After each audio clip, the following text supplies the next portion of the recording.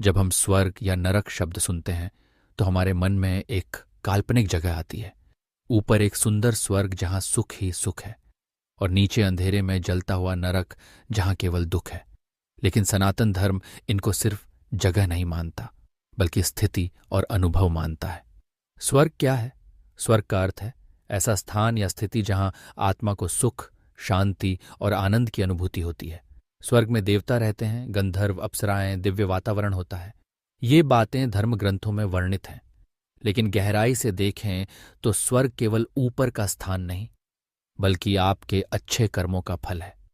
जिसने जीवन में सच्चाई, सेवा, संयम और भक्ति से कर्म किया है, जिसने दूसरों को सुख दिया, वो मृत्यु के बाद स्वर्ग में जन्म लेता है, जहां आत्मा विश्राम करती है।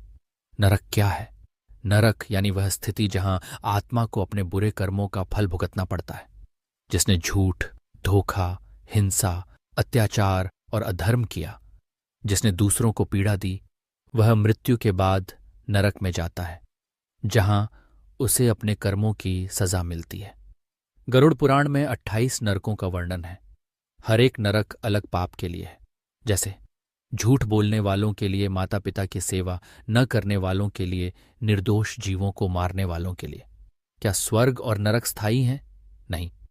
सनातन धर्म कहता है कि ये दोनों स्थायी नहीं, बल्कि अस्थायी अवस्थाएं हैं। स्वर्ग में भोग खत्म होते ही आत्मा को फिर जन्म लेना पड़ता है। नरक में सजा पूरी होने के बाद आत्मा को फिर से नया जीवन मिलता है। इसलिए मोक्ष, मुक्ति इन दोनों से ऊपर की अवस्था है। क्या नरक स्वर्ग अभी भी हैं? हाँ, लेकिन केवल मृत्यु के बाद ही नहीं। हम अपने कर्मों से इसी जीवन में भी नरक और स्वर्ग का अनुभव करते हैं। जब मन शांत है, प्रेम है, सेवा है, तो जीवन ही स्वर्ग बन जाता है। जब मन अशांत है, डर, क्रोध, द्वेष है, तो जीवन ही नरक बन जाता है। सनातन धर्म कहता है स्वर्ग और नरक हमारे कर्मों पर निर्भर है। इसलिए अगर हम चाहते हैं कि मृत्यु के बाद स्वर्ग मिले और इस जन्म में भी सुख मिले, तो धर्म से जिएं, सत्य बोलें, सेवा करें और पाप से बचें। यही रास्ता है, स्वर्ग का भी, मोक्ष का भी।